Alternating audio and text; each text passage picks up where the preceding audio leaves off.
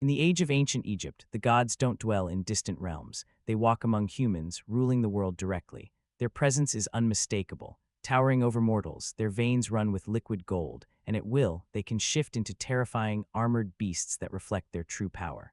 At the center of this divine order stands Osiris, a just and beloved king who governs the fertile lands nourished by the Nile. In contrast, his brother Set reigns over the harsh, lifeless desert. Years of isolation have hardened Set, filling him with resentment and a quiet hunger for more. With time, Osiris decides the throne should pass to his son, Horus. Young, powerful, and deeply devoted to the goddess Hathor, Horus is ready to take his place.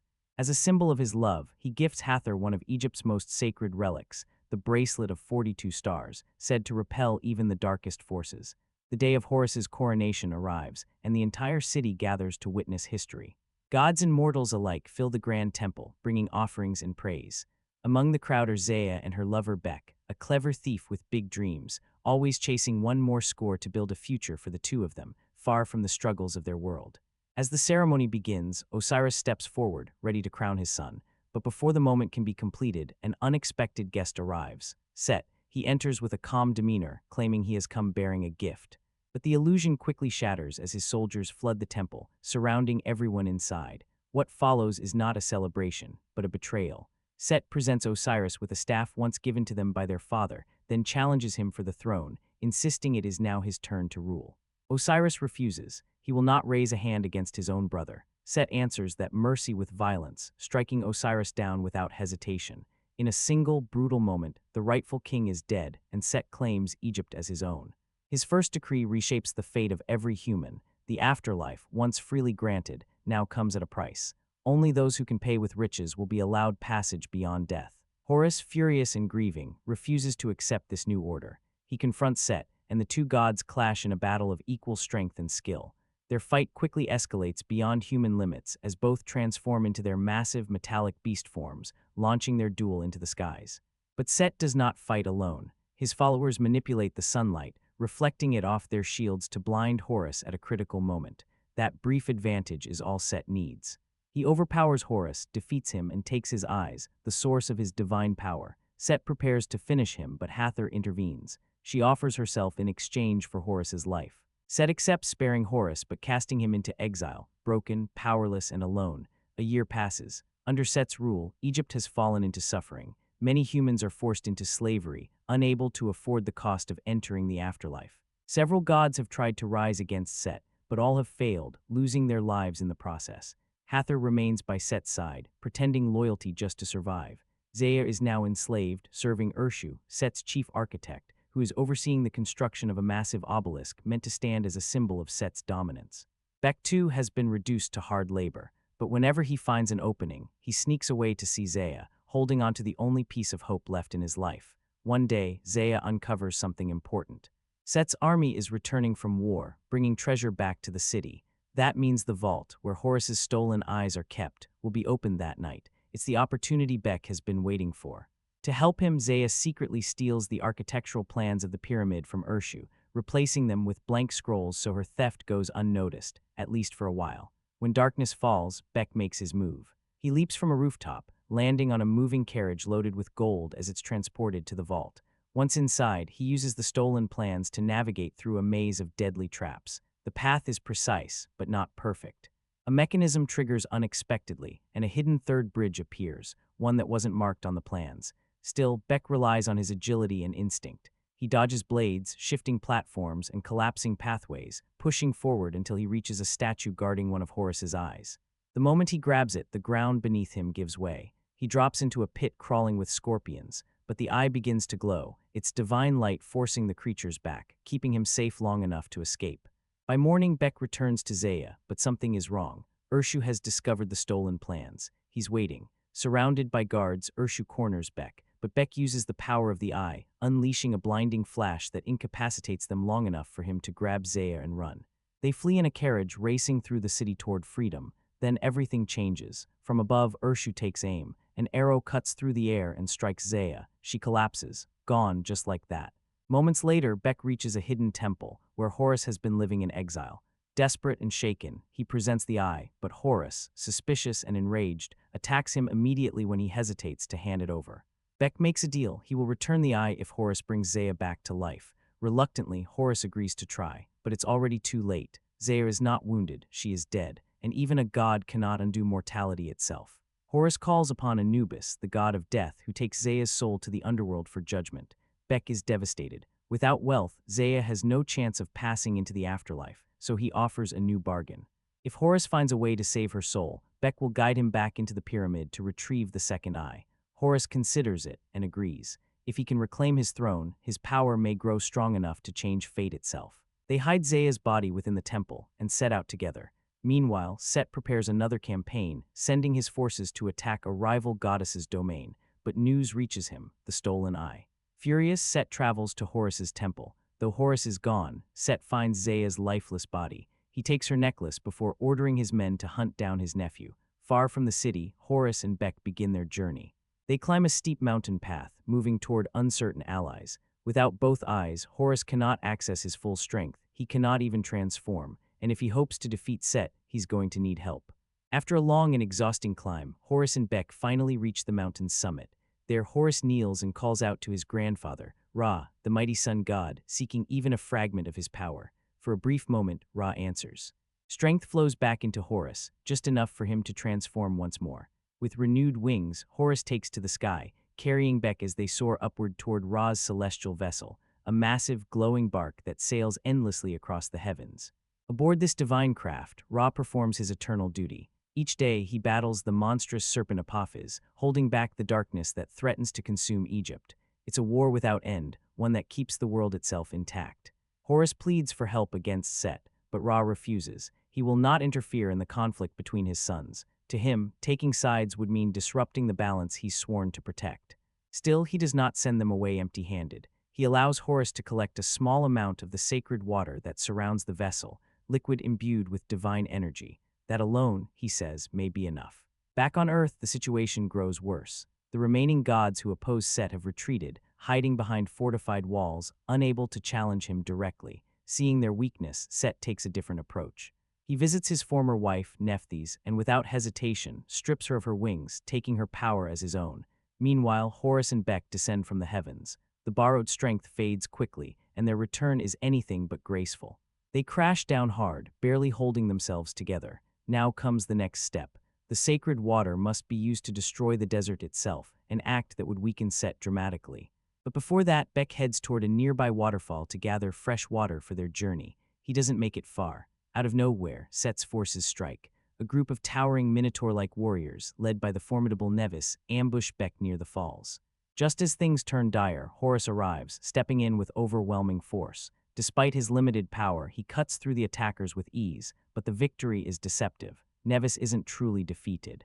He waits, watching until the perfect moment. Then, with sudden force, he knocks both Horus and Beck over the edge of the waterfall before retreating. The fall should have killed them, but Horus manages to save them at the last second using his staff. Nevis returns to Set to report his actions. It doesn't go well. Set kills him instantly for his failure, then sends even more dangerous hunters after Horus. At the same time, Set turns his attention to something else. He approaches Hathor. Knowing her past connection to the underworld, he demands that she take him there. Hathor pretends to consider his request, buying herself time. When she's alone, she uses her powers to read the shifting sands, searching for a glimpse of Horus. What she sees confirms what she already feels. He's still alive. But before she can act further, Set confronts her again, and this time he sees through her deception. Realizing she still cares for Horus, he lashes out, attempting to kill her. Hathor escapes just in time, opening a portal with the power of her bracelet and vanishing before Set can strike. Elsewhere, Horus and Beck arrive at the tomb of Osiris. They pause briefly, taking a moment to recover from everything they've endured, but peace doesn't last long. Set's hunters arrive. Riding massive, venomous serpents, they attack without hesitation. Horus is at a disadvantage. His weakened state makes him vulnerable to the creature's poison. Beck quickly forms a plan. He'll act as bait. Drawing the serpent's attention, Beck runs, leading it away while Horus hides among the ruins. When the timing is right, Horus strikes, leaping out and driving his weapon into the beast. But it's not enough. The strike misses the creature's weak point, and worse, the staff becomes lodged in its jaws. They try again. This time, Beck runs farther, pushing the creature to chase him longer. Horus leaps onto the serpent's back, taking down the rider. Without direction, the beast loses control and plunges off a cliff. One remains. Before they can act, Hathor appears. With a simple command, she forces the serpent to return the staff, and then compels it to ignite itself, ending the threat instantly. Though they're safe, the reunion is far from warm. Horus doesn't trust her. To him, Hathor is nothing more than someone who chose Set over him. He doesn't understand the truth, that she stayed alive only by playing along. Beck steps in, explaining their plan to retrieve the second eye. But Hathor reveals a critical detail. They're not the only ones guarding it. A sphinx protects the pyramid, and it won't allow anyone to pass without solving its riddle. Realizing they need help, Horus decides to seek out Thoth, the god of wisdom. The journey is tense. Horus and Hathor argue constantly, their unresolved pain spilling into every step. Eventually, tired of the accusations, Hathor turns her attention to Beck instead. When he explains Horus's promise to bring Zaya back, Hathor is stunned. That's not something even gods can easily do, but she says nothing, not yet. They soon arrive at Thoth's temple. It's unlike anything they've seen. The place is filled with countless versions of Thoth himself, duplicates, each identical, each equally absorbed in thought. The god trusts no one, not even himself, so he surrounds himself with copies. When asked for help, Thoth refuses to leave. Instead, he suggests they bring the riddle to him. But that would mean someone facing the Sphinx and likely dying in the process. Beck changes everything. He challenges Thoth's pride. He suggests that perhaps Thoth is afraid, that he might not know the answer. That's all it takes. Offended, Thoth agrees to come along. Now a group of 4, they head toward the pyramid. Along the way, Hathor confronts Horus about the promise he made to Beck. She knows it's impossible, but Horus doesn't care. To him, the lie serves a greater purpose. If it keeps Beck fighting, it's worth it. When they finally reach the pyramid, Horus decides to wait until nightfall before making their move. As they prepare, Thoth reminds Horus of the truth. Hathor stayed with Set to save his life. Nearby, Hathor uses her powers again, shaping the sand into visions. Beck sees Zaya. She stands in a long line, waiting to be judged in the underworld. Because of Hathor's connection to the dead, she allows Beck a brief moment to speak to her. He tells Zaya he's coming for her, that he won't give up. But before she can respond, Anubis intervenes, cutting the connection short. Night falls. The pyramid begins to shift, its entire structure constantly moving, rearranging itself like a living maze. Beck doesn't hesitate. He chooses an entrance at random and dives inside. From there, it's all speed and instinct. Leaping across moving platforms, sprinting along unstable paths, he navigates the chaos with precision until he reaches the mechanism at the center. A massive wheel. With one final push, he stops it. The pyramid goes still. And for the first time, the path forward is open. With the pyramid finally stabilized, the group moves deeper inside, advancing together toward the chamber where the Sphinx awaits. The creature stands silent, watching. It presents its riddle. Thoth, confident in his intellect, steps forward, but his first answer is wrong.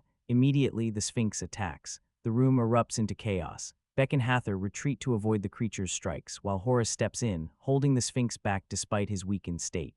Meanwhile, Thoth scrambles through possibilities, rapidly testing answer after answer. Each failure brings them closer to death, until finally he gets it right.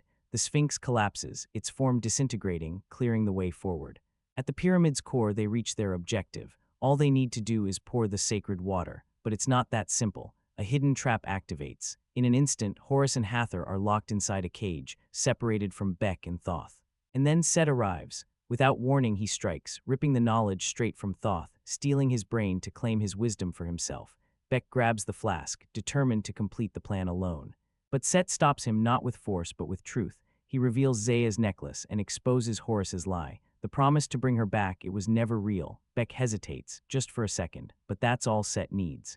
He takes the flask and destroys it, the only chance they had gone. Satisfied, Set leaves them to die, confident the collapsing pyramid will finish the job for him. The structure begins to fall apart. Stone shifts, walls crack. The entire pyramid starts tearing itself down, but Horus manages to break free. Using the massive central mechanism as a shield, he guides the others out just in time, escaping the destruction. Outside, the damage is done. Beck confronts Horus. To him, it's clear now, gods don't care about humans. They lie, manipulate, and sacrifice others for their own goals. Hathor knows Beck deserves more than excuses, so she makes a choice.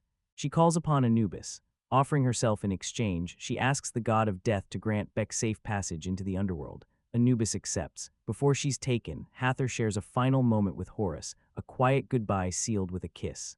She leaves behind her bracelet, giving Beck a way to survive what lies ahead, and then she's gone. Guided by the bracelet's protection, Beck enters the underworld. It's a place of judgment.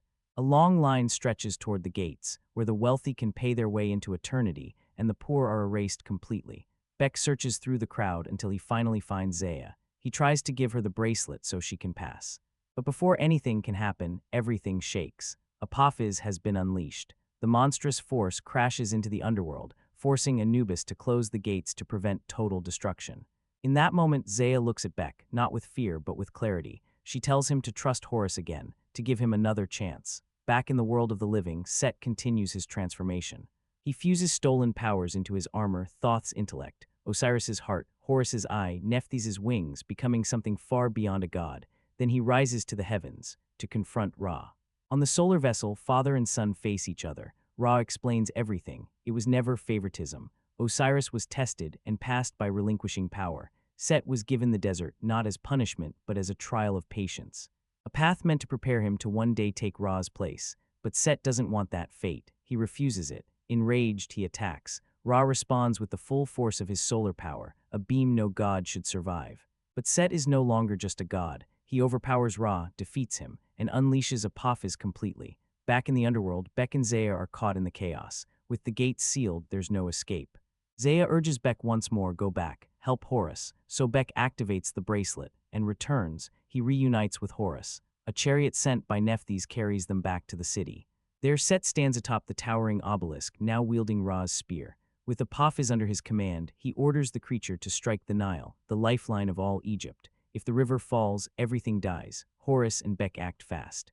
They capture Urshu, forcing him to guide them inside the obelisk. Time is against them. As Horus begins climbing toward the top, Beck and Urshu take a lift upward, but tension erupts into a fight. During the struggle, a torch falls, igniting the elevator. Flames spread quickly. Beck reacts instantly, anchoring a rope and leaping out just before the elevator collapses in fire, dragging Urshu down with it. At the top, Horus faces Set once again. Their final battle begins. Set believes he has already won, but Horus isn't alone. Beck appears, striking from behind. Set retaliates, donning his enhanced armor and attacking Beck. In the struggle, Beck manages to tear the eye from Set's helmet before being thrown aside. With everything he has left, Beck throws the eye toward Horus. But in that moment, Horus makes a choice. He saves Beck instead of reclaiming his power, and that changes everything. Horus understands now. Power isn't earned through greed. It comes from what you're willing to sacrifice. He apologizes to Beck truly for the first time. And then he transforms, not because of what he took, but because of what he gave. After ensuring Beck is safe, Horus returns to the fight. Inside the obelisk, he forces the structure to collapse around Set, weakening him. As Set falls, Horus strikes, using Ra's spear to end him. With Set defeated, Horus ascends to the heavens. He returns the spear to Ra. The moment it's back in its rightful place, Ra's strength is restored. Without hesitation, Ra confronts Apophis once more, driving the creature back into the void, restoring balance. The gates of the underworld reopen. Horus returns to Egypt. A child approaches him, holding something, his missing eye. Recovered from where it fell, with both eyes restored, Horus regains his full power. But there's one thing left, Beck. Horus finds him, but it's too late. The fall, the injuries, Beck dies, right there in front of him. Broken by grief, Horus carries Beck's body back to his temple, placing him beside Zaya. But in that moment, Ra appears. As a final act of gratitude, he restores them both to life. Beck and Zaya reunited. Days later, Egypt begins to heal. The land thrives again, the people are free, and at last Horus is crowned king. His first decree changes everything. No more gold, no more payment. From now on, the afterlife will be earned through the good one does in life. Beck is named chief advisor, and as a final gesture, he returns Hathor's bracelet to Horus, because there's still one thing left to do. Horus turns toward the underworld, this time not to rule, but to bring her back. In a world where gods don't just rule from above, but walk beside mortals, shimmer with golden essence, and shape the direction of entire civilizations, Gods of Egypt opens with a promise that feels almost mythic in itself. This is not history, this is power imagined. The story begins at the height of divine order. Egypt is thriving. The gods govern the land, towering over humanity, both physically and symbolically. Osiris, the wise and benevolent ruler, prepares to pass the throne to his son Horus, the rightful heir. It's a moment of transition, stability, balance, and then it breaks apart. Set, the god of darkness, doesn't just interrupt the coronation, he tears through it. In a single act of betrayal, he brings down his own brother, strips Horus of his power, and claims the throne for himself. What follows isn't just a takeover, it's the fall of an entire world's balance. And just like that, Egypt transforms, from prosperity to harsh rule. Under Set's control, humanity is no longer protected, it's controlled. Forced into submission, even the passage into the afterlife becomes transactional. Souls must offer payment to move forward. Divinity no longer inspires, it takes advantage. But this isn't just the story of gods. Because at the center of all this unpredictability stands a human, Beck, a thief, not a warrior, not a chosen one, just someone trying to survive in a world shaped by forces far beyond his understanding. But when he loses the one person who gives his life meaning, Zaya, his path shifts from survival to defiance. And that's where the film finds its core idea, not in the gods, but in the collision between the divine and the human. Beck doesn't rise because he's destined to. He rises because he has nothing left to lose. In a desperate gamble, he steals one of Horus's eyes, the very source of the god's power, and strikes a deal. Help restore Horus. Help bring down Set, and in return, bring Zaya back from the afterlife. It's a simple bargain, but it pulls him into something far greater. Because what follows isn't just a revenge story, it's a journey through a world where mythology isn't background, it's reality. A world of riddles, trials, traps, gods, creatures, and shifting alliances. Where Horus, once arrogant and broken, must relearn what it means to lead, and where a mortal, against all odds, becomes essential to the fate of gods. This is where the film leans fully into its mythological foundation, not as something sacred, but as something cinematic. Ancient Egyptian lore becomes a playground, reshaped, amplified, and reimagined. Gods transform into beasts. The sun travels across the cosmos. The afterlife becomes a physical destination. The rules of reality bend to match the scale of the story, and that's the key, because Gods of Egypt isn't trying to recreate mythology. It's trying to reshape it, turn it into spectacle, turn it into adventure, turn it into a world where anything can happen, as long as it feels bigger, louder, and more impossible than before. At its heart, the premise is simple: a fallen god. A rising tyrant, a mortal with a reason to fight, but wrapped around that simplicity is a universe that refuses to stay grounded. And whether that ambition pulls you in or pushes you away, that's where the real journey begins. There are films that tell a story, and then there are films that show you everything at once. Gods of Egypt doesn't just lean into spectacle, it builds its entire identity around it. From the very first frame, it makes one thing clear. This is not about subtlety, this is not about restraint, this is about scale. Every moment is designed to overwhelm. Towering gods stride across cities, palaces stretch into the sky like monuments to excess. Creatures emerge, transform, collide, and vanish in bursts of energy and unpredictability. The world isn't just big, it's constantly trying to be bigger than itself. And the storytelling follows that same philosophy. Instead of slowing down, it accelerates. Instead of focusing inward, it expands outward. The narrative doesn't unfold, it moves, from one set piece to the next, one challenge to another. One visual idea layered on top of the last before you've even had time to take it in. A heist, a chase, a trap, a transformation, a confrontation, then another, and another, and another. It becomes a rhythm, almost mechanical. The story progresses not through emotional beats, but through events, through spectacle, through sequences that are less about what's happening and more about how it looks when it happens, because that's the real engine driving this film, not character. Not tension, but visual escalation. Each scene feels like it's trying to outdo the previous one. Bigger environments, larger creatures, more elaborate devastation. The film constantly pushes forward, chasing that next moment of impact, something that will captivate, impress, or simply keep your eyes locked on the screen. And for a while it works. There's a kind of momentum to it. A sense that anything could happen next, that the world has no limits, that the rules are flexible as long as the spectacle delivers. But here's where the balance starts to shift, because when everything is large, nothing feels larger. When every moment is intense, intensity becomes the baseline. And when the film never pauses, never breathes, those moments that should feel like climaxes start to blend into everything else. What begins as awe slowly becomes expectation. And then repetition. The spectacle doesn't stop, it just stops surprising. That's the trade-off of this kind of storytelling. By placing spectacle at the center, everything else moves to the edges. Character moments become transitions. Dialogue becomes connective tissue.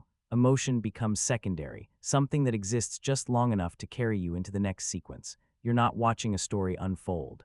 You're watching a series of visual events woven together into a journey. And depending on how you connect with it, that can either be the film's greatest strength or its biggest limitation. Because if you're here for the ride, for the scale, the energy, the constant motion, then Gods of Egypt delivers exactly what it promises. But if you're searching for something beneath the surface, something that holds all this together, you might start to notice what's missing. Not the spectacle, but everything around it. If there's one place where Gods of Egypt refuses to hold back, it's the world itself. Because this isn't just a version of Egypt, it's a reinvention of it. A place where reality has been stretched, polished, and amplified into something that feels less like history, and more like a dream built from gold, fire, and imagination. The weapons carry a ceremonial elegance, yet still feel charged with power. The props, the architecture, the environments, they all serve a single purpose, to reinforce one idea. This world is not subtle, it's built to be seen, and in many ways, that's where the film finds its strongest footing. Because even when the story falters, the world remains steady in its ambition. It knows exactly how it wants to appear. It understands the tone it's chasing, a fusion of ancient myth, comic book intensity, video game design, and sci-fi imagination. But that same strength carries a risk, because when everything is elevated, when every surface shines, every structure expands, every space feels larger than life, the line between immersive and overwhelming begins to fade. The world becomes so detailed, so stylized, that it can start to feel artificial, not because it lacks creativity, but because it never pulls back. There's no contrast, no grounding. No moment where the scale softens enough for the audience to truly connect with it. It's always on, always pushing, always presenting something bigger, brighter, louder. And for some viewers, that's exactly the appeal. A world that doesn't try to be real, but instead fully commits to being spectacular. For others, it becomes too much. A visual overload that, over time, starts to lose its impact. But one thing is undeniable. Whether it works for you or not, this is a film that builds its world with purpose, not to reflect reality, but to escape it entirely. At some point while watching Gods of Egypt, a question begins to form, not immediately. Not in the opening moments when everything feels grand, polished, and visually striking, but slowly, scene by scene, shot by shot, you begin to wonder, is this world real or simply rendered? Because this film doesn't just use CGI, it relies on it. Every environment, every transformation, every creature, every confrontation, it's all built, shaped, and controlled through digital design. The film doesn't blend practical and digital, it leans almost entirely into the constructed. And at first, that ambition feels impressive. You see towering gods, golden cities, massive creatures, shifting landscapes, and it feels like the film is opening something limitless. A space where imagination has no boundaries, but then the cracks begin to appear, not all at once, but enough to notice. Some moments look incredible, polished, detailed, visually fluid, but others feel unfinished, weightless. The lighting doesn't always align, the textures seem off, movements lack presence, and suddenly, instead of being inside the world, you're observing it. That's the turning point, because visual effects only work when they disappear. When you stop thinking about how something was made and start believing in what you're seeing. Here, that illusion doesn't always hold. You can sense the green screen. You can notice the separation. You can feel the artificial layers stacked on top of each other. And once you notice it, it becomes difficult to ignore. The issue isn't just quality, it's quantity, because the film never gives you time to reset. There's no balance. No grounding, no moment where it steps back and lets something real anchor the experience. It just keeps going. More effects, more environments, more transformations. Until the spectacle that once felt impressive begins to feel overwhelming, and then predictable, because when everything is CGI, nothing truly stands out. The scale loses meaning, the impact softens. Even the biggest moments start to feel unexpectedly light, almost like watching a sequence in a video game, visually active but emotionally distant, and that comparison keeps returning.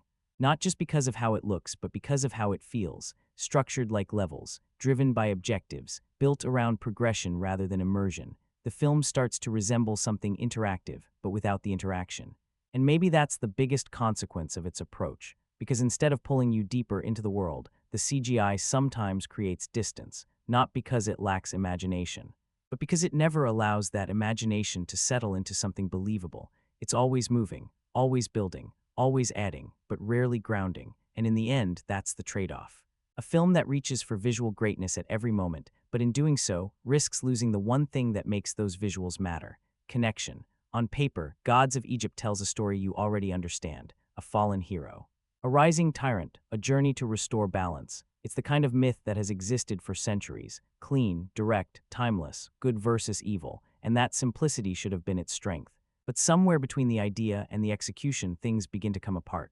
Because while the foundation is simple, the film doesn't fully trust it. Instead of building depth, it adds layers, more characters, more locations, more obstacles, more rules, more mythology. and rather than expanding the story, it begins to complicate it, not in a meaningful way, but in a scattered one. The plot keeps moving, but not always forward. It jumps, it shifts.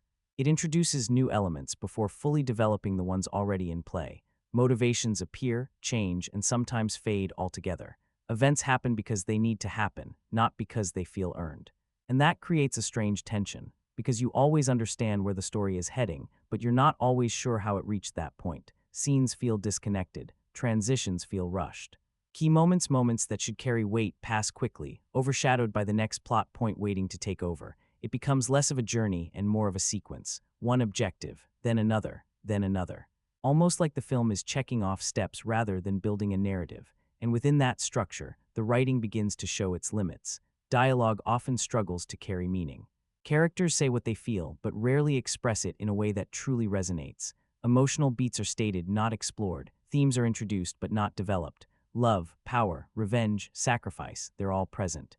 But they remain on the surface, because the film keeps moving before it has time to go deeper. Even the mythology, arguably the richest part of the material, feels underused. It exists visually and conceptually, but rarely with the depth it deserves. Instead of grounding the story, it becomes part of the spectacle, another layer added to the visual experience rather than the narrative core. And that's where the contradiction lies. There are ideas here, moments where the film reaches towards something more, where the dialogue hints at poetry, where the structure suggests an epic journey with real emotional weight. But those ideas never fully come together, because the execution can't support them. It's not that the story is too simple, it's that it doesn't commit to that simplicity. It tries to be bigger, more complex, more expansive, without the clarity or cohesion needed to hold everything together. So instead of feeling like a myth retold, it feels like a story assembled, pieces placed side by side, moving in the same direction, but never fully connecting. And in the end, you're left with something that should have been powerful in its simplicity, but becomes lost in its own construction. There's a moment early on in Gods of Egypt where you begin to notice something subtle, not in the action, not in the visuals, but in the silence between them. Because for a film filled with gods, power, and mythology, the words spoken should carry weight. They should feel ancient, commanding, meaningful. Instead, they often feel empty. Dialogue here doesn't always drive the story. It fills the space between the spectacle. Long stretches of conversation sit between action sequences, but instead of building tension or deepening characters, they begin to feel repetitive. Flat, almost mechanical. Lines are delivered, but rarely land. Characters speak about love, revenge, destiny, but those words don't always carry the emotion behind them. They state intentions, explain motivations, move the plot forward, but they don't always connect, and that creates distance, because in a world this vast, language matters. This is mythology. These are gods. These are moments that should echo, lines that should feel like they belong to something timeless. But too often, the dialogue feels modern in the wrong way, flat where it should be powerful, unnatural where it should flow, too direct where it should carry layers. And then there's the humor. The film tries to lighten its tone through banter, especially between Beck and Horus, and at times it works. There are moments where their interaction feels human, even engaging. But those moments aren't consistent. Sometimes the humor lands, other times it interrupts, breaking tension instead of strengthening it, pulling you away from the moment rather than grounding you in it. And then there are lines, those lines, that feel unintentionally amusing, not because they were meant to be, but because they don't align with the tone the film is trying to maintain. Moments that should feel epic suddenly feel awkward. And when that happens repeatedly, it starts to shape your experience of the film, because dialogue isn't just about what's said, it's about how it makes you feel. Here, it often feels like the film is trying to tell you everything without letting you experience it. Instead of showing emotion, it explains it. Instead of building meaning, it delivers it directly. And in doing so, it removes the space where the audience connects. The result, you start waiting for the next action sequence, the next visual moment, the next shift away from conversation and back into spectacle, because the dialogue, instead of holding your attention, pushes you forward, and that's the irony. In a film built on gods, mythology, and grand ideas, the words, the very thing that should give it depth, end up being one of its weakest elements. There's a strange contradiction at the core of Gods of Egypt. It's a film where something is always happening, and yet somehow it still feels long, not just long in runtime, but long in experience, because pacing isn't just about how much a film shows you, it's about how that time feels. And here that rhythm begins to work against itself. From the outside, the structure seems fast. The story moves constantly, jumping from one location to another, one challenge to the next. There's always a new objective, a new obstacle. A new sequence ready to take over, but beneath that movement, there's repetition. The film settles into a pattern: dialogue, action, again and again, and at first that rhythm works. It builds momentum, it keeps everything moving. But as the film continues, those beats start to feel familiar, then predictable, then tiring, because the variation isn't there. Each new sequence may look bigger, but structurally it feels the same. Another trap, another creature. Another escape, another confrontation. And when that pattern repeats without meaningful change, time stretches. Moments that should feel exciting begin to blend together. What should feel like escalation starts to feel like extension. The film isn't building towards something, it's circling the same experience, just with different visuals. And then there's the runtime itself. At just over 2 hours, this is a film that demands endurance, not because it's slow, but because it doesn't know when to pause. There's no breathing space, no moment where the film steps back, lets the story settle, lets the characters exist without urgency. It's always pushing forward, always adding more scenes, more sequences, more ideas. And that constant motion becomes its own kind of weight. Ironically, the first half struggles to find its footing. It introduces the world, the rules, the characters, but without clarity or focus.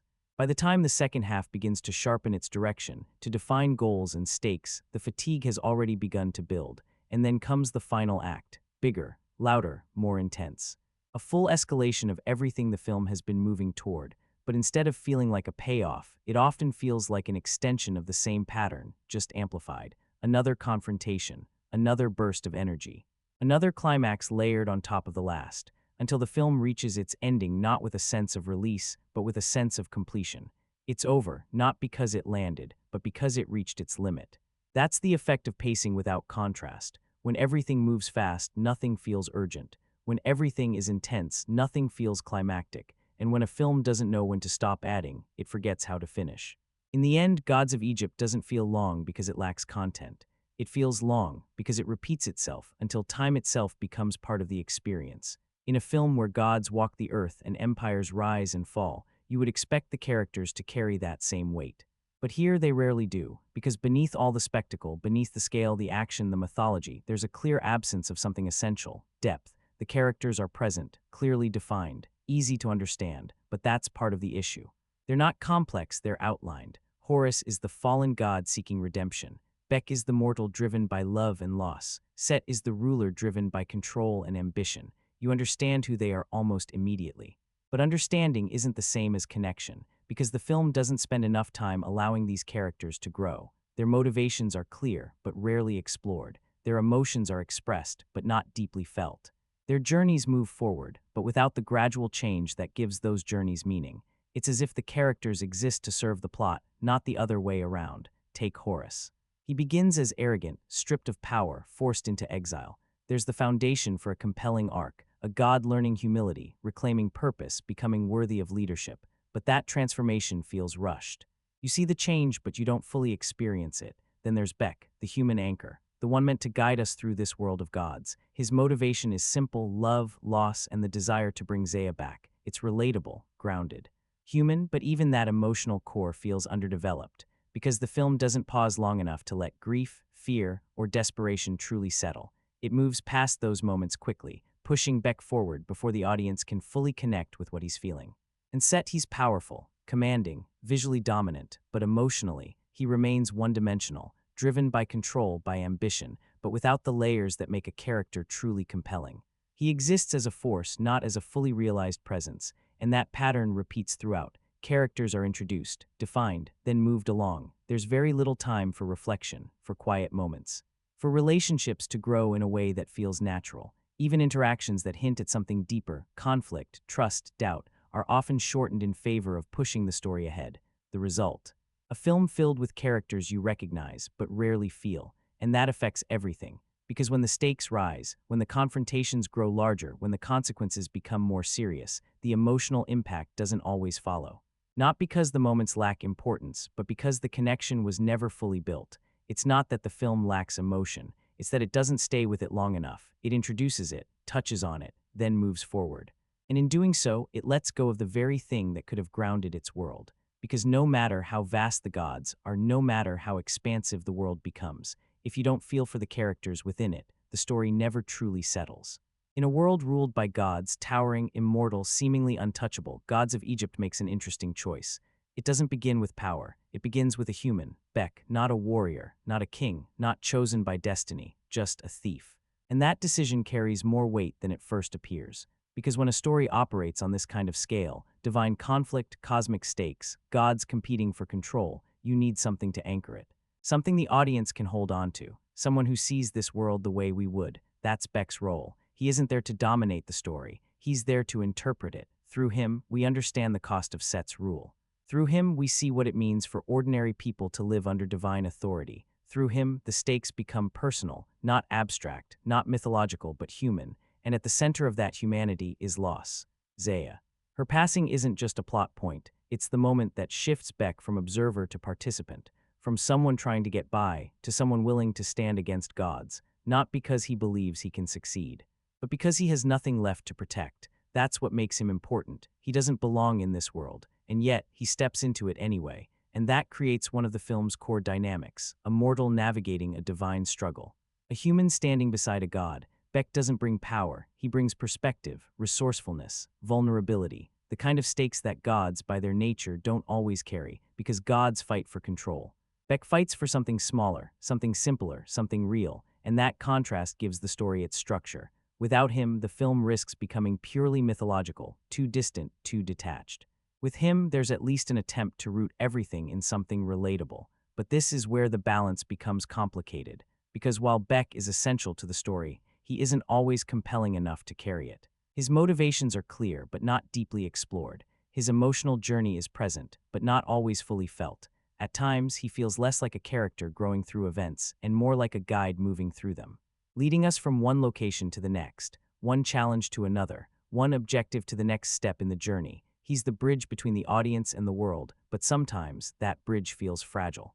And yet, without him, the story loses something essential. Because in a film filled with gods, power, and spectacle, Beck is the reminder of what all of it is meant to represent. Not dominance, not immortality, but connection, to loss, to love, to consequence. He's the human cost of a divine struggle. And even if the film doesn't always explore that fully, his presence is what keeps the story from drifting completely into abstraction. Because no matter how large the world becomes, it still needs someone small enough to feel it. At the center of Gods of Egypt, beneath the unpredictability, beneath the spectacle, there's a relationship that quietly holds everything together. Not a confrontation, not a prophecy, a partnership. Horus and Beck, a god and a human. On paper, it's a familiar setup. Two opposites forced onto the same path, one powerful but broken, the other without power but driven. A dynamic we've seen before, but here it carries a different kind of weight. Because Horus doesn't begin as a hero, he begins as a fallen one, stripped of power, blinded, betrayed, and perhaps more importantly, unworthy, arrogant. Self-focused, a god who believed his place was guaranteed until it wasn't. And then there's Beck. No throne, no destiny, no divine right, just loss and determination. He doesn't follow Horus because he believes in him. He follows him because he needs something from him, and that tension right there is what defines their connection. This isn't loyalty, it's an agreement, at least in the beginning. Beck brings something Horus no longer has: direction, purpose, a reason to keep going, and Horus brings something Beck could never reach alone: power, access, opportunity. Together, they become something neither could be on their own. But what makes this dynamic engaging isn't just what they give each other. It's how they shape each other, because as the journey unfolds, the balance begins to shift. Horus starts to look beyond himself, begins to understand responsibility, not as something inherited, but something earned. His path isn't just about reclaiming power, it's about becoming worthy of it. And Beck, he steps deeper into a world that should have overwhelmed him, facing gods, facing danger, making choices that go beyond survival. He evolves from someone reacting to events to someone influencing them, and in that process, the distance between them, God and human, begins to narrow, not in strength, but in understanding. They begin to meet in the middle. Moments of conflict shift into awareness. Skepticism turns into trust. What started as a transaction slowly begins to feel like something more, something closer to partnership, even friendship. At times, the film leans into that dynamic with humor, light exchanges, quick banter, moments that give their relationship a sense of rhythm, a brief pause from everything around them, and when it works well. Because for a moment the story feels grounded, personal, focused, but like many elements in the film, that potential isn't always fully realized. The progression is there, but it's rushed. Key moments pass quickly. Changes happen without the depth needed to make them resonate fully. Their bond grows, but not always with the time or space it deserves. And yet, even with those limitations, their connection remains one of the film's strongest threads. Because in a story filled with gods, creatures, and collapsing worlds, this is the one relationship that gives the journey direction. Not the spectacle, not the stakes, but the connection between two characters who shouldn't need each other but do. In a film driven by gods, power, and spectacle, Gods of Egypt grounds itself in something much smaller, something simpler: love, Beck and Zaya. At first glance, their relationship feels straightforward. Two people in a difficult world, holding on to each other as something real. No politics, no divine ambition, just connection. And that simplicity is intentional, because their relationship isn't meant to be complex, it's meant to motivate. Zaya isn't just part of Beck's life. She's the reason his journey begins. When she's lost, when she's taken from him and placed into the afterlife without the means to move forward, it changes everything. Beck stops being a survivor and becomes someone willing to stand against gods. Not for power, not for glory, but for her. And that's where the film tries to build its emotional center. A mortal risking everything to bring back the person he loves. It's a classic idea, timeless, almost mythic in itself. And in certain moments, it works. There's a sincerity to their connection, a clarity. They don't question their bond, they don't complicate it, they simply believe in it. And for some viewers, that simplicity becomes a strength, because it cuts through the intensity. While everything else in the film is loud, amplified, and constantly shifting, their connection remains steady, focused, unchanging. But this is where the divide begins. Because for others, that same simplicity feels like a limitation. The relationship is introduced quickly, defined early, and then used as the driving force for everything that follows. But it isn't always developed enough to fully support that weight. We're told they care for each other. We see moments of it, but we don't spend enough time with them for that connection to truly settle. And because of that, when Zaya is gone, when Beck's entire journey becomes about bringing her back, the emotional impact doesn't always land as strongly as it could. It feels immediate, but not deep. And that creates a tension in how the romance functions within the story. On one hand, it's essential. Without it, Beck has no reason to act, no reason to step into a world ruled by gods, no reason to keep going when everything becomes impossible. On the other hand, it can feel more like a narrative tool than a fully realized relationship, a purpose rather than a presence. Zaya, in many ways, becomes symbolic. She represents hope, redemption, a goal waiting at the end of the journey. But as a character, she isn't always given enough space to exist beyond that role. And yet, even with those limitations, the romance does something important. It grounds the story, because in a film where gods compete for power, control, and dominance, Beck's motivation is different. It's personal, human, and that contrast matters.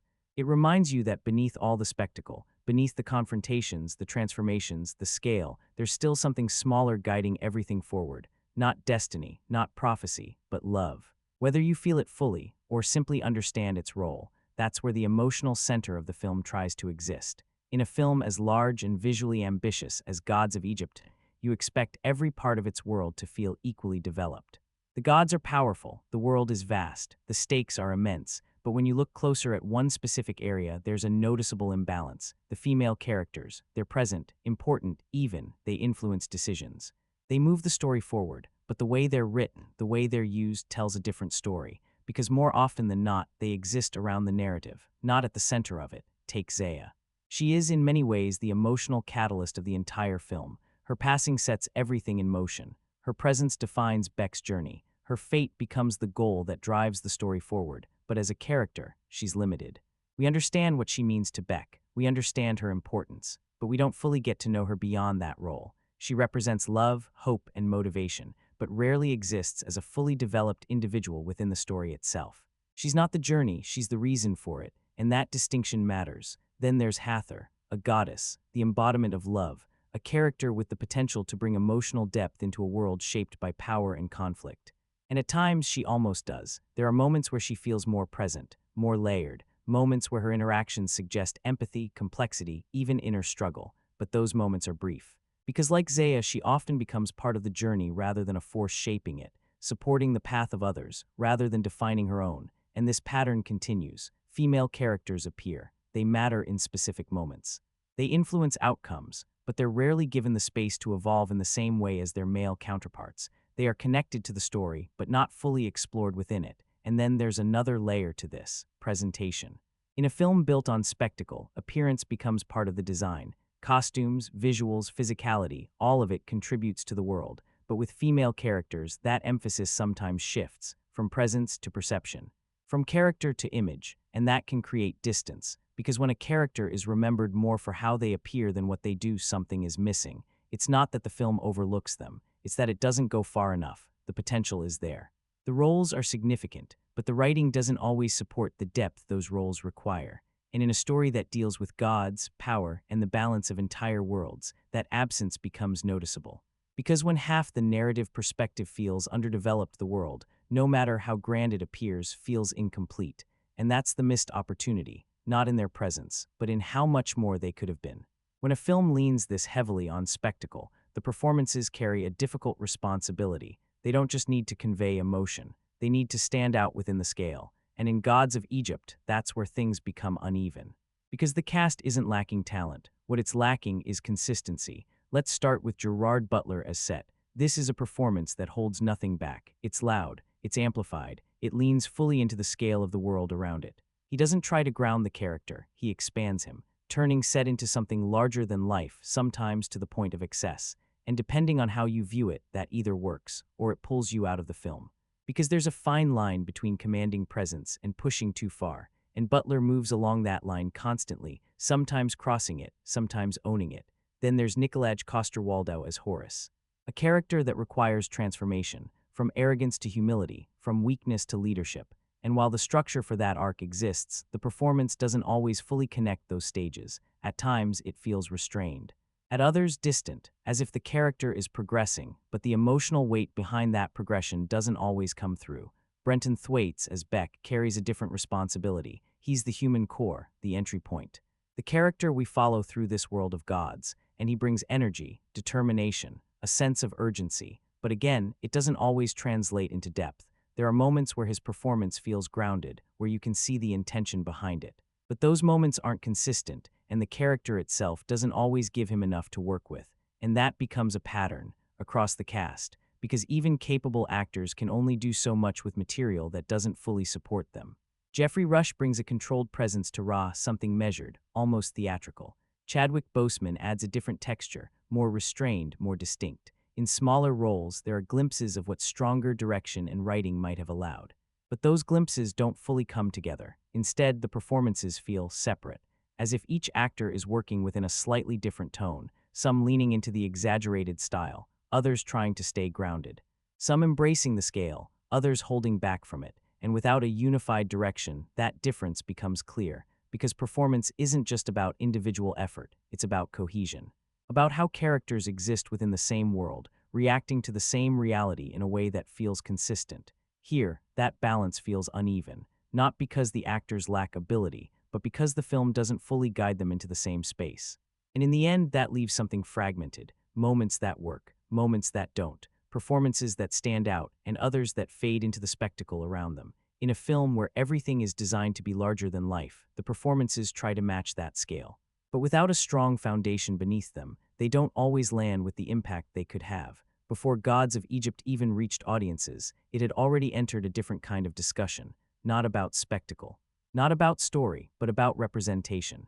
Because for a film built on Egyptian mythology, set in a land rooted in African history and culture, the casting choices immediately stood out, and not in a neutral way.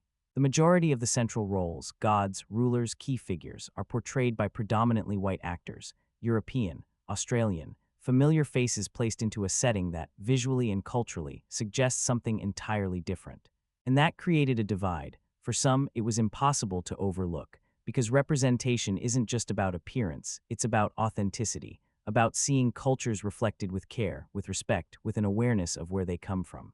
And when a film draws directly from a real mythology, from a real cultural foundation, those expectations become even stronger. So when those roles are filled in a way that feels disconnected from that origin, it raises questions. Not just about casting, but about intention. Why this choice? Why this direction? And more importantly, what does it suggest about the industry behind it? Because this wasn't happening in isolation. At the time, conversations around diversity in Hollywood were already gaining attention. The push for broader representation, for more inclusive casting, wasn't new, it was becoming more visible. And this film arrived right in the middle of that shift, which made the issue harder to ignore. But then, there's another perspective. The film itself doesn't present its world as historical. It doesn't claim accuracy. This isn't ancient Egypt as we know it. It's a fantasy version, stylized, amplified, blended with science fiction and comic book logic. A world where gods are larger than life, where their essence shines gold, where the sun moves across the cosmos. And within that context, some viewers see casting as part of that same reinterpretation, not a reflection of reality, but a reimagining of it. Others point to practical considerations, marketability, recognizable names, global reach, the kind of decisions studios make when balancing creative direction with financial risk. And that's where the conversation becomes more layered, because it's not just about what appears on screen. It's about what happens before it ever reaches the screen, the choices made behind the scenes. And regardless of where you stand, whether you see it as a misstep or as part of the film's fantasy identity, the discussion becomes part of how the film is experienced. It shapes perception, it influences reception, it adds a layer that exists beyond the story itself, because in a film about gods, power, and control, the conversation around casting becomes something else entirely. A reflection of who holds influence, and how that influence chooses to represent the world. If there's one thing Gods of Egypt makes absolutely clear, it's that this is not a restrained film, not even close. From the performances to the visuals, from the dialogue to the sheer scale of its world, everything operates at an elevated level. And that creates a tone that's hard to miss because it's built on excess. This is a film that doesn't just hint at camp, it embraces it. The characters aren't subtle, the emotions aren't quiet, the conflicts aren't grounded. Everything is pushed outward, bigger, louder, more amplified than it needs to be. And that exaggeration defines the experience. Gerard Butler's set doesn't suggest power, he declares it. The world doesn't hint at grandeur, it surrounds you with it. The dialogue doesn't always aim for realism. It leans into theatrical expression, sometimes drifting into something unintentionally amusing. And then there's the aesthetic, bright golds, glowing surfaces, ornate designs layered over one another until the frame itself feels dense with detail. It's not just stylized, it's decorative. A kind of visual intensity that edges toward excess. And for some viewers, that's exactly the appeal. Because when you approach the film through that perspective, not as a serious epic, but as a bold, over-the-top fantasy, the tone begins to align. It becomes part of the experience. The exaggeration isn't a flaw, it's the identity, a throwback to classic adventure storytelling, to bold, high-energy narratives that prioritize impact over subtlety. And in that space, the film can be enjoyable, openly so, but that same tone creates a challenge, because it isn't always consistent. At times, the film seems to take itself seriously, leaning into themes of power, betrayal, sacrifice. It reaches for weight, for meaning, for emotional investment, and then it shifts. A line feels out of place, a moment leans into unintended humor, a performance stretches too far into exaggeration, and suddenly the tone splits. You're not sure whether to feel the moment or react to it differently. That's where the balance begins to slip, because this kind of style works best when it's controlled, when the film understands exactly what it is and commits to it completely. But here, that awareness feels uneven. Sometimes it's intentional, sometimes it's not, and that difference shapes everything. For some, that unpredictability adds charm. It turns the film into something chaotic, imperfect, but entertaining. A spectacle you don't take too seriously, and therefore enjoy more freely. For others, it becomes distracting. A tone that prevents the film from ever fully settling into itself, from ever becoming more than what it appears to be. And that's the paradox, because the very thing that makes Gods of Egypt stand out is also the thing that limits it. It's bold, it's loud, it's unapologetically excessive. But whether that feels like style or just noise depends entirely on how you approach it. Here's the real question surrounding Gods of Egypt: is it good, or is it simply fun? Because those two things, while often connected, aren't the same. And this film exists right between them. On one side, you have everything that defines traditional quality: story structure, character depth, dialogue, cohesion, the elements that make a film feel complete, purposeful, meaningful. And by those standards, this film struggles. The writing is uneven, the characters lack depth, the pacing drifts, the tone shifts, the narrative doesn't always hold together the way it should. It's easy to analyze critically. In fact, it almost invites that. But then there's the other side, the experience, because despite all those flaws, there's something undeniably watchable about it, something that keeps it moving, keeps it engaging, at least on a surface level. The scale, the action, the sheer visual energy, it creates a kind of momentum that doesn't ask you to think too deeply, just to watch. And that's where a familiar idea comes in: switch off and enjoy. It's not meant as a criticism. It's an invitation, a way of saying, don't expect depth, Don't expect every detail to align perfectly. Just let the film do what it aims to do and meet it there. And if you can do that, there's enjoyment to be found.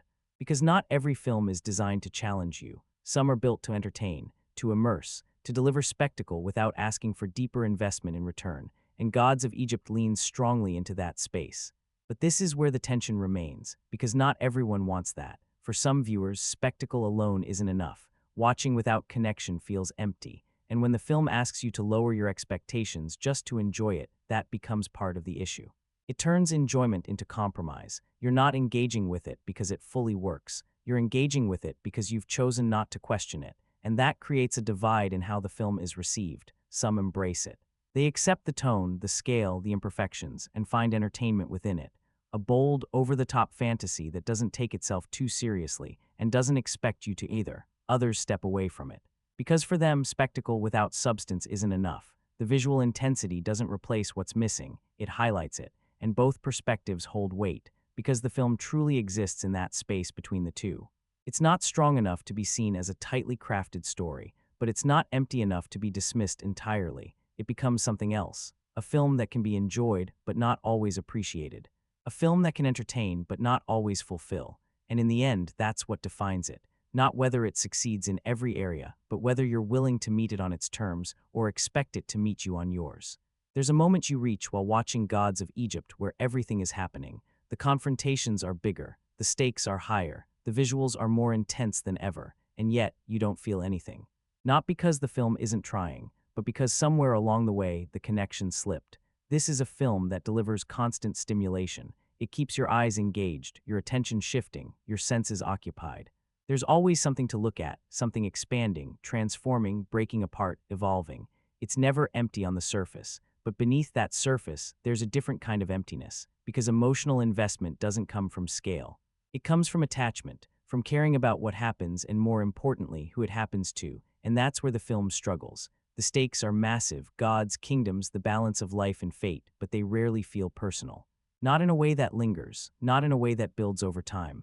Moments that should resonate pass quickly. Events that should carry weight feel distant. You understand what's happening, but you don't always feel it. And that creates a strange viewing experience, because you're engaged but not invested. You're watching but not connected. The film gives you spectacle constantly. It fills every moment with motion, with color, with energy. But it doesn't always give those moments something to hold on to. No pause, no stillness, no space for emotion to settle. Everything moves too quickly for anything to stay, and when that happens, the experience shifts. The film becomes something you can follow without fully engaging, something you can watch without needing to commit to. It plays out in front of you, but never fully draws you in, almost like background noise. Visually striking background noise, that's the paradox, because the film isn't dull, it's active, intense, constantly moving, but activity isn't the same as engagement, and without that deeper connection, the spectacle starts to feel empty. Not because it lacks effort, but because it lacks lasting impact. You see everything, but you don't carry much with you. And in a story about gods, power, love, and sacrifice, that absence becomes impossible to overlook. Because when the film ends, you remember the visuals, you remember the scale, but the feeling, that's the part that never fully settles. If there's one area where Gods of Egypt never holds back, it's action, not occasional bursts of it, but a continuous stream. From the moment the story begins, the film commits to motion. Conflict doesn't build, it arrives immediately. Gods confront each other, powers collide, environments break apart. And from there, it rarely slows down, because this isn't action built around tension. It's action built around scale. Every sequence feels designed to stand on its own, not just as part of the story, but as an event. A moment meant to stand out, to impress, to dominate the screen. You have towering confrontations between gods transforming into armored beasts, massive creatures appearing without warning, turning landscapes into arenas. Labyrinths filled with traps activating in rapid succession, floors shifting, walls breaking apart, danger waiting with every step forward. And then there are the creature encounters, giant serpents, mythical beings, guardians of hidden paths. These aren't just obstacles, they're visual highlights, designed to challenge the characters, yes, but also to elevate the spectacle. One moment you're escaping a collapsing structure. The next you're racing through a maze, pursued by fire-breathing creatures. Then suddenly, you're inside a temple navigating traps that feel like puzzles taken from an adventure game. It's relentless, and for a while it's exciting. Because the variety keeps things moving, the environments shift, the scale grows, the stakes seem to rise with each new sequence. The film understands how to create moments that look intense, even if they don't always feel that way. But this is where the pattern begins to emerge, because beneath all that variety, the structure stays the same. Obstacle, escape, confrontation, repeat, again and again, and over time, that repetition begins to flatten the experience. Not because the action becomes smaller, but because it stops evolving. Each new sequence may be bigger, but it doesn't feel different. And when that happens, even the most elaborate moments begin to blend together. The impact softens. The excitement becomes expected. The intensity becomes routine. Then there's the way it's presented. Quick cuts, heavy reliance on digital effects, movement layered on top of movement. At times, it becomes difficult to fully process what's happening, not because it's complex, but because it's overwhelming. You're seeing everything, but not always feeling it, because action isn't just about scale, it's about clarity. It's about tension, it's about understanding what's at risk and why it matters. And when those elements aren't fully grounded, the action shifts into something else, not a source of engagement, but a visual display, something to watch. Something to admire, but not always something to hold onto. And that's the balance this film struggles with, because at its best, the action is exactly what you'd expect, large, imaginative, and constantly in motion. But at its weakest, it becomes just another sequence, another display, another moment in a film that never pauses long enough to let any single moment truly stand out. In the end, the action in Gods of Egypt delivers what it promises. But whether it leaves an impact depends on how much more you were looking for beyond the spectacle. For all the criticism surrounding Gods of Egypt, there's one area where even its strongest critics tend to pause. Because beneath the intensity, beneath the uneven writing and heavy use of digital effects, there's a level of technical craftsmanship that stands out. Let's start with the cinematography. This is a film that embraces light, not shadows. Not muted tones, but brightness. Sunlit environments, glowing surfaces, vivid golds, rich color. Everything is illuminated, everything is visible, and that choice matters because it gives the world a distinct visual identity. A sense of openness, a feeling that this isn't a hidden or grounded reality, it's something meant to be seen fully, almost like a painting brought to life. The camera reflects that ambition. Wide, sweeping shots dominate. The kind that pull back just enough to show scale, to remind you how vast this world is, how small the characters appear within it. Whether it's towering structures, expansive landscapes, or environments breaking apart, the framing consistently emphasizes size. It wants you to experience the world, even if you don't always connect with it. Then there's the production side of that visual storytelling. The design is detailed, sometimes excessively so, but clearly intentional. Every structure, every costume, every prop contributes to a unified aesthetic. Gold textures, layered architecture, ornate designs, everything feeds into the same visual language. It's not subtle, but it is cohesive. And that cohesion carries into the film's technical execution. Despite the heavy reliance on digital environments, there's an effort to maintain consistency. The world feels like it belongs to itself, even when individual elements don't always fully convince. And then there's the score. It doesn't redefine the genre, but it supports it. Large, orchestral, rising and falling with the movement of the film. It reinforces the scale, the stakes, the momentum. Filling the space where deeper emotion might be missing, adding weight to moments that visually call for it. It's not always memorable, but it works. And that pattern runs through the film's technical strengths. Effective, not flawless. Not groundbreaking, but capable. There are moments, specific sequences, where everything aligns, where the cinematography, the score, the design, and the action come together just enough to create something complete. Something that captures the kind of cinematic energy the film is aiming for. But those moments are often isolated, because while the technical elements are strong on their own, they're supporting a foundation that isn't as steady. The visuals can impress, the score can elevate, the design can hold attention, but without the narrative and emotional weight to anchor them, they can only carry the film so far. Still, it's worth recognizing what works.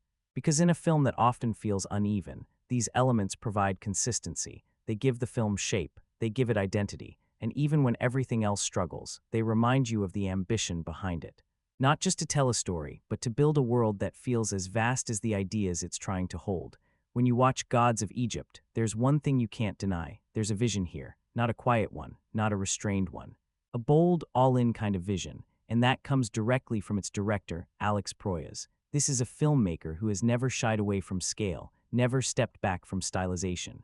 His work has always leaned toward worlds that feel constructed, elevated, almost dreamlike, places where reality shifts to support atmosphere. And in this film, He takes that instinct and pushes it further than ever. This isn't just direction, it's a commitment to excess. Every frame reflects it. The massive environments, the constant motion, the way scenes are staged, not for quiet emotion but for visual impact. Proyas doesn't hold back. He builds a world that feels intentionally artificial, a space where mythology, science fiction, and fantasy merge without boundaries, where gods shift into metallic forms, where the sun travels through space, where the rules remain flexible as long as the visuals deliver. And in that sense, the film is consistent. It knows what it wants to be, a spectacle, a modern myth reshaped through digital scale, a cinematic experience that prioritizes what you see over what you feel. But this is where the tension begins, because direction isn't just about vision, it's about control, and that's where things begin to loosen.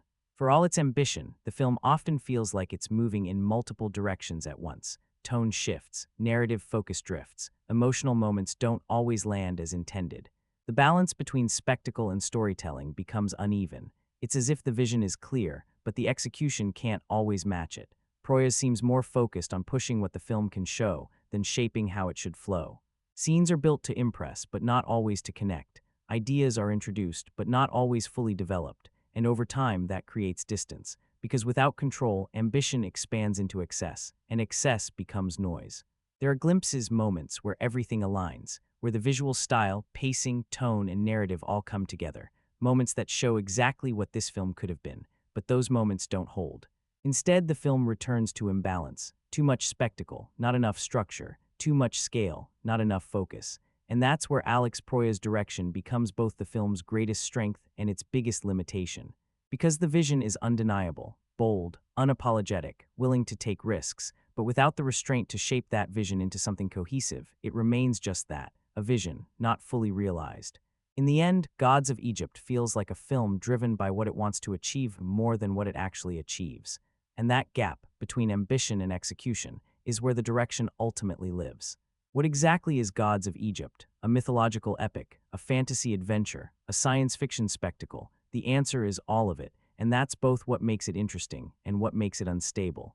Because this film doesn't stay within a single genre, it blends them together. Sometimes smoothly, sometimes unevenly. At its core, the foundation is fantasy, gods walking among humans, divine power shaping the world, mythological figures brought to life in a story about rivalry, destiny, and balance. That's the base, the familiar structure we recognize from ancient storytelling, but then the film shifts. It introduces elements that feel entirely different, not ancient, not mythological, but futuristic. Gods don't just transform, they mechanize. Armor forms around them like advanced systems. Confrontations don't just feel mythical, they feel engineered. Precision replaces mystery. Structure replaces unpredictability. And suddenly, what began as fantasy begins to resemble science fiction. Then it expands even further. Ra isn't a distant, symbolic presence. He travels through space. The sun becomes a vessel. The cosmos becomes part of the story. The world stretches beyond Earth, beyond myth, into something almost cosmic. And now you're not just watching a fantasy narrative. You're watching a collision of genres. Mythology meets science fiction. Ancient gods meet futuristic ideas. Classic storytelling meets something closer to a comic book or even a video game, and layered on top of that, adventure. The journey structure, the quests, the traps, the shifting environments. It draws heavily from classic adventure storytelling, moving from one place to another, always progressing, always evolving. It's not one genre, it's a hybrid, and for some viewers, that's where the film becomes distinctive. Because it doesn't feel restricted by expectations. It takes risks. It reshapes mythology not as something fixed, but as something flexible. Something that can absorb new ideas, new visuals, new tones.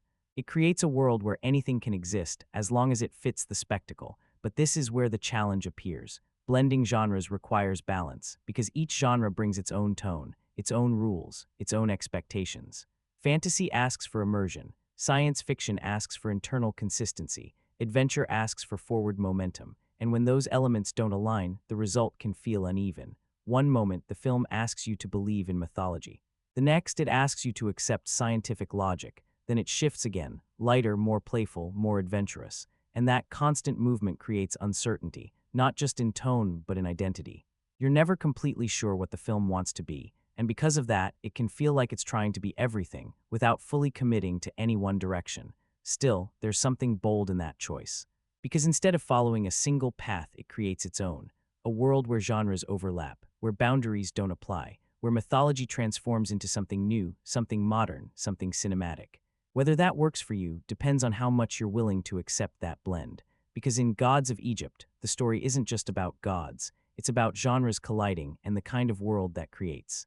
No film exists in isolation, and when you watch Gods of Egypt, you can feel the echoes, not subtle ones, clear ones, because this is a film that constantly reminds you of what came before. From the very beginning, it places itself within the tradition of classic fantasy adventure, the kind of storytelling built on myth, spectacle, and larger-than-life journeys. You can feel the influence of older epics, stories where gods and mortals intersect, where creatures guard impossible paths, where heroes move from one challenge to the next. There's a clear lineage here, reaching back to an era of grand, imaginative fantasy filmmaking. But it doesn't stop there, because the film also draws heavily from more modern interpretations of that same idea. The structure feels familiar, a quest, a series of obstacles, a journey divided into stages, and that's where another influence becomes clear. Video games, not just visually but structurally, the film moves like a game. Characters progress through environments, solve problems, face larger challenges, unlock the next step. It's less about narrative flow and more about progression, level to level, objective to objective. And visually, that connection becomes even stronger. Some sequences feel like extended cutscenes, moments designed to impress, to showcase scale, to deliver spectacle rather than deepen the story. The environments, the movement, even the pacing, it all leans into that interactive style. But then there's another layer, comparison, because as the film unfolds, it doesn't just remind you of what inspired it, it invites you to measure it against those inspirations. And that's where things become more complex. When you think of classic mythological adventures, the kind that balance spectacle with imagination, creatures with character, scale with storytelling, you begin to notice the difference. When you think of modern blockbusters that refine those ideas, shaped them, grounded them, gave them structure, you start to see what's missing. Even within its own genre, it sits in a space that feels uncertain. Not quite as grounded as the strongest modern epics, not quite as imaginative as the classics it draws from, somewhere in between. And that's what defines its identity. It's not leading the genre, it's following it. Drawing from multiple sources, borrowing familiar elements, reassembling them into something that feels both recognizable and slightly out of place. At times that works, because there's comfort in familiarity. In seeing pieces of stories you already understand, reshaped in a new context. But at other times, it highlights the gap between inspiration and execution. Because when a film constantly reminds you of other, stronger examples, you don't just watch it for what it is. You compare it to what it could have been, and in that comparison, Gods of Egypt reveals its position, not as a defining entry in the genre, but as a reflection of it. There's a thought that keeps returning while watching Gods of Egypt, not about what it is, but about what it could have been, because everything about this film, its structure, its visuals, its pacing, feels like it belongs somewhere else, somewhere more natural for what it's trying to do. A video game, an animated film, a series. Anything but this exact format, and once you notice it, it's difficult to ignore, because the story doesn't unfold like a traditional narrative, it progresses like a mission system. Go here, retrieve this, solve this, escape that. Move forward, then repeat. It's not just a journey, it's a sequence of objectives. Each segment feels like a level. Each challenge feels like a designed encounter. Each set piece feels built for interaction, not just observation. You can almost picture it, the player controlling Beck, navigating traps, timing movements, escaping collapsing structures, facing creatures, unlocking new abilities as Horus regains power. It fits. Because the film already operates on that logic. Progression over depth, movement over reflection, visual reward over emotional payoff. And that's exactly how games are structured, but the comparison doesn't end there. Visually, the film often resembles extended cutscenes, moments meant to showcase the world, to impress, to transition between actions. The environments feel constructed in a way that invites exploration, even though you can't actually explore them. You're watching a world that looks like it should be interactive. And then there's animation. Because when a film relies this heavily on digital imagery, when nearly every element is constructed, the question naturally follows. Why not fully embrace it? In animation, the artificial becomes the language. It doesn't need to hide. It doesn't need to convince you it's real. It simply needs to be consistent, and that's where this film struggles. Because it exists in between, too artificial to feel grounded, too committed to realism to fully embrace stylization, and that creates friction. But in animation, that friction disappears. The world aligns with itself. The scale feels natural. The tone matches the visuals. The exaggerated designs, the transformations, the environments, the creatures feel intentional rather than overwhelming. And then there's the idea of a series. Because the film is filled with concepts that don't have space to expand, characters that could be explored further, mythology that could be developed more deeply, a world that feels vast but underused. In a longer format, that potential could grow. Instead of moving quickly from one sequence to the next, the story could slow down, build, develop relationships, explore the mythology instead of simply presenting it. It could become something more layered, something more complete, and that's the core of the idea. It's not that the concept doesn't work, it's that the format doesn't fully support it, because Gods of Egypt feels like a film trying to contain something larger than itself. A concept designed for interaction, for expansion, for a different kind of storytelling, and while it still functions as a movie, you can't help but wonder if it might have worked better somewhere else. From the very beginning, Gods of Egypt asks you to make a choice, not about the story, not about the characters, but about how you're going to view its world, because this is a film that draws from one of the richest mythological traditions in history and then reshapes it entirely. Ancient Egypt, its gods, its beliefs, its symbolism are all here. Horus, Set, Ra, the afterlife, the journey of the soul. These are real elements, rooted in centuries of cultural and religious storytelling. But what the film does with them is something very different. This isn't reconstruction, it's reinterpretation. A version of Egypt where geography shifts, where deserts transform into cliffs and waterfalls, where gods tower over humans and shift into armored forms.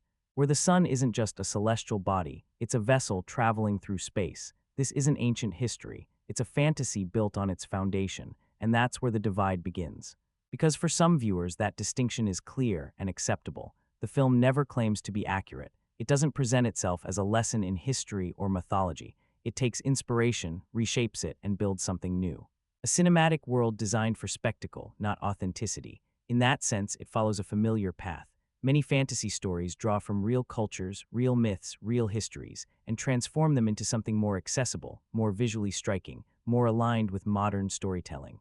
And if you approach the film from that perspective, it works. You're not expecting accuracy, you're expecting imagination. But for others, that transformation becomes an issue, because mythology isn't just material, it carries meaning.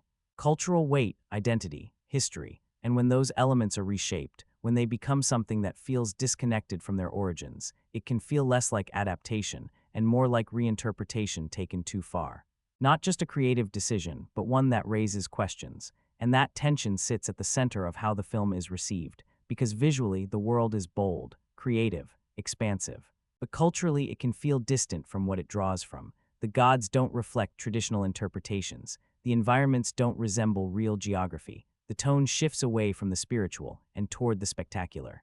And while that may be intentional, it changes how the story is experienced, because instead of feeling rooted in something ancient, it feels constructed, designed, separated from its source. So the question becomes, what matters more? Faithfulness or freedom? Should a film like this stay close to its origins, or is it free to reshape them entirely for storytelling? There's no single answer, but Gods of Egypt makes its position clear. It doesn't aim to reflect history, it aims to reimagine it, and whether that feels like creativity or compromise depends entirely on what you expected when you stepped into its world. To fully understand Gods of Egypt, you have to look beyond what's on screen, because this isn't just a film shaped by creative ideas, it's shaped by the system behind it, the decisions made before filming even began. The realities of budget, casting, marketability, and global reach. And once you step into that perspective, the film begins to look different, because large studios don't just create films, they plan them. Which actors will connect globally? Which names are recognizable? Which choices reduce financial risk? These aren't abstract questions, they're part of the process. And in the case of Gods of Egypt, those decisions are visible. A familiar, widely recognized cast. A setting inspired by a real culture, but reshaped for broader appeal. A visual-heavy approach that prioritizes global spectacle over regional authenticity. All of it points to a film designed not only to tell a story, but to perform within a marketplace. Then there's the production side, where the film was made, how it was financed, why certain choices were taken.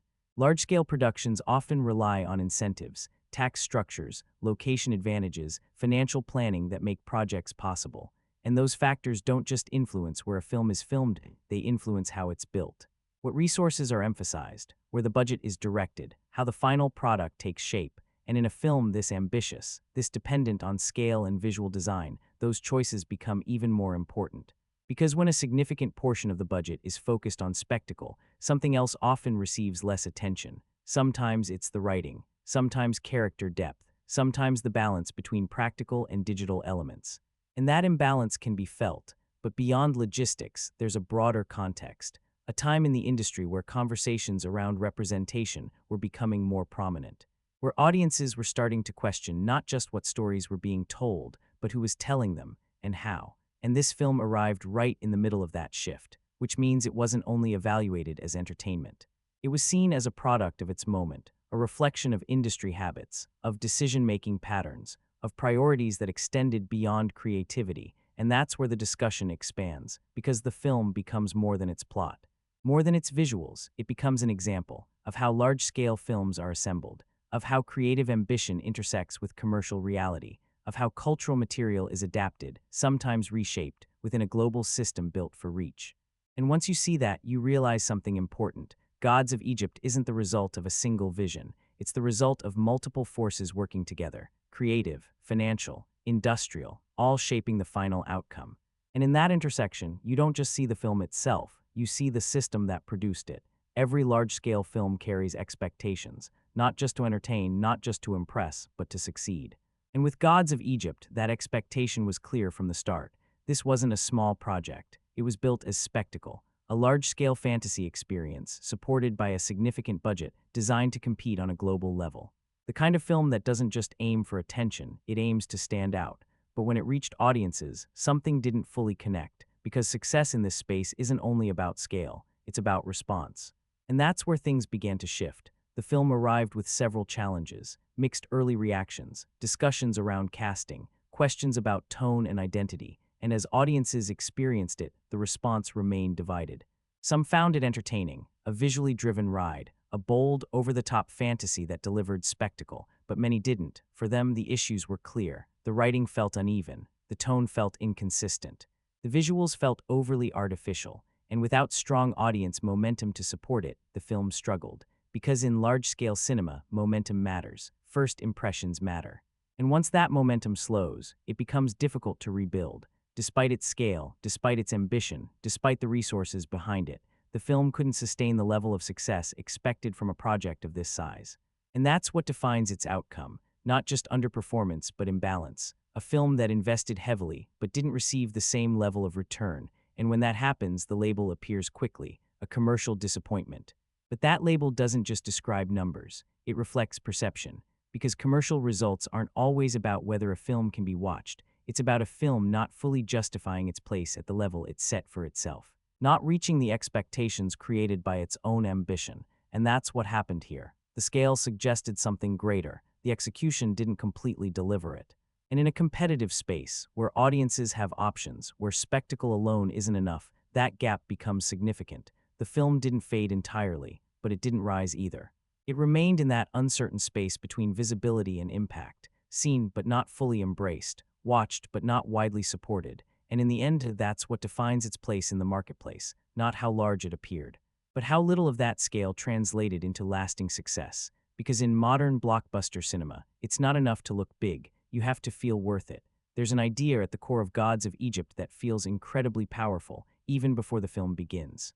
Ancient Egyptian mythology, gods of the sky, gods of the afterlife, gods of balance and renewal, a world filled with symbolism, mystery, and stories that stretch back thousands of years. On paper, it's perfect for large-scale storytelling, because mythology has always been a foundation for epic narratives. Across cultures, across generations, these stories carry everything storytelling depends on: conflict, power, transformation, destiny. They are naturally built for scale, and yet Egyptian mythology, compared to others, has rarely been explored at this level. Greek mythology has been adapted again and again. Norse mythology has found its place in modern franchises. But Egypt, despite its depth, its visual identity, its iconic figures, has often remained in the background, which makes this film's ambition meaningful, because it's not just telling a story, it's trying to open a door, to take something ancient and translate it into modern spectacle, to bring these figures to life in a way audiences can see, not just imagine, to turn myth into experience. And in certain moments, you can see that potential. The scale fits, the visuals gold, sand, sky, fire naturally support cinematic grandeur. The gods themselves, with their distinct identities and abilities, feels suited for storytelling that blends character with spectacle. There's a sense that this world could support something lasting, something expansive, something that stands alongside other mythological adaptations. But here's the reality: potential isn't enough, because unlocking that potential requires more than scale. It requires execution. It requires understanding what makes these stories resonate, not just visually, but emotionally. It requires balance, depth, a connection between mythology and narrative that brings it to life in a meaningful way. And that's where the gap appears, because while the film introduces the mythology, it doesn't fully explore it. The gods are present, but not deeply examined. The belief systems are referenced, but not fully integrated. The cultural weight behind these stories is acknowledged, but not fully realized. Instead, mythology becomes part of the spectacle, a backdrop, a source of inspiration for visuals and conflict, rather than the foundation of something deeper.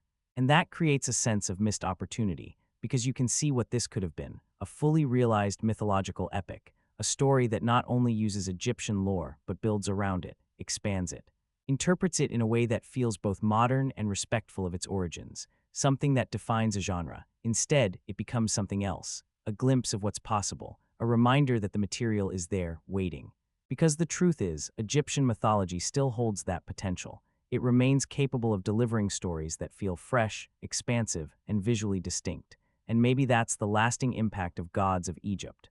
Not what it achieved, but what it revealed: that this world, this mythology belongs on the big screen. It just needs the right story to fully bring it to life. So here's the question that follows everything else after the spectacle. After the flaws, after the discussion, who is this film actually for? Because this isn't a film that easily fits a single audience. It doesn't aim for universal appeal. It doesn't meet every viewer in the middle. Instead, it asks something from you: a certain perspective, a certain level of acceptance. If you're the kind of viewer who looks for depth, strong writing, layered characters, emotional payoff, this is likely to feel like a challenging experience. The issues stand out, the gaps feel clear, the investment feels limited. But if you approach it differently, if you see it as spectacle first, story second, that's where things shift. Because there is a version of this film that works. A version where you're not analyzing every detail, not questioning every moment, but simply watching, letting the visuals carry you, letting the pace move you forward. And in that version, it can be entertaining, not deeply engaging, not lasting in memory, but enjoyable for a moment. That's why it often falls into a very specific category: the casual watch, the kind of film you put on during a quiet afternoon, the kind of film that doesn't demand full attention.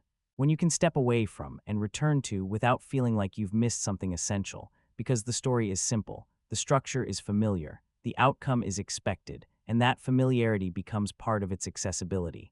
But it also defines its limits, because when a film doesn't fully engage you, it doesn't stay with you, and that directly affects rewatch value. This isn't the kind of film most people revisit for deeper meaning. Not the kind you return to discover new layers, new details, new interpretations. Instead, it becomes occasional, something you might revisit after time has passed, not because you need to, but because you're curious. Because you remember the spectacle, the scale, the experience, but not necessarily the story, and that's the difference. Some films invite you back because they reveal something new each time. This one invites you back only if you're willing to experience it the same way again, as spectacle, as background entertainment, as something that exists in the moment and doesn't ask to stay beyond it. So when it comes to recommendation, it's not a simple yes or no. It depends. If you enjoy large-scale fantasy, if you can look past narrative gaps, if you're open to something bold, chaotic, and visually driven, then yes. There's something here for you. But if you're searching for something deeper, something that stays with you beyond the surface, this may not be the film that delivers it. And that's where Gods of Egypt ultimately lands, not as a must-watch, but as a maybe, defined entirely by what you expect before you press play. Some films arrive and are immediately embraced. Others arrive and are just as quickly dismissed. And then there are films like Gods of Egypt caught somewhere in between, because from the moment it was released, the reaction was clear. Critics responded strongly. The issues stood out: the writing, the tone, the performances. The heavy reliance on digital effects, all of it shaped the early perception of the film: overproduced, underdeveloped, visually intense but emotionally distant. For many, that was enough. The response was set, and the film was left behind. But this is where things shift, because not every film is defined only by its first impression. Some films change over time, not because they improve, but because the way we watch them evolves. And that's where the idea of cult status begins. because beneath all the criticism, beneath everything that didn't fully work, there's something else here, something unusual, something memorable, not in the traditional sense, but in a way that stays with you. The excess, the boldness, the refusal to hold back, there's a kind of identity in that, a willingness to commit fully to a vision, even if that vision doesn't completely come together. A film that doesn't play it safe, even when it probably should have. And for some viewers, that's exactly what makes it interesting, because cult films aren't perfect, they're distinctive. They stand out not because they succeed in every area, but because they commit to something different, something that separates them from everything else, even if that difference comes with flaws. And Gods of Egypt does that. It doesn't blend in. It doesn't feel like every other film. It feels different, sometimes in ways that work, sometimes in ways that don't, but always noticeable. And over time, that kind of difference can reshape perception. What was once seen as failure can become curiosity. What was dismissed can be reconsidered, not by everyone, but by enough people to shift the conversation. Because when expectations fade, when the pressure of being a major release disappears, the film can be seen differently. Not as something that didn't meet its ambition, but as something that exists on its own terms. And in that space, it can find a second life, as a guilty pleasure, as a bold fantasy ride, as something you watch not because it's flawless, but because it's interesting. Still, that doesn't remove the criticism, because for many, those issues remain too significant, too central to overlook.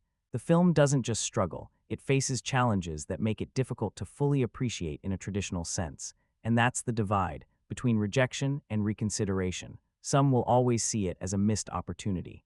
Others may return to it later and discover something unexpected, not perfection, not brilliance, but a distinct, imperfect identity that makes it worth remembering. And that's where it ultimately sits, not as a classic, not as a complete misstep, but as a film that exists in that uncertain space where criticism ends and cult potential begins. So after everything, the spectacle, the ambition, the flaws, the discussion, what is Gods of Egypt really? Because this isn't a film that offers a simple answer. It doesn't settle into one category. It doesn't arrive at a clean conclusion. Instead, it exists in contrast. On one side, there's ambition, a film that reaches for scale without hesitation, that builds a world from mythology and transforms it into something bold, amplified, and visually distinct. It doesn't play it safe. It doesn't limit itself. It tries. And that effort is visible. But on the other side, there's execution, a story that struggles to stay cohesive, characters that don't fully come to life, dialogue that weakens key moments, a tone that shifts between serious and exaggerated without fully settling into either.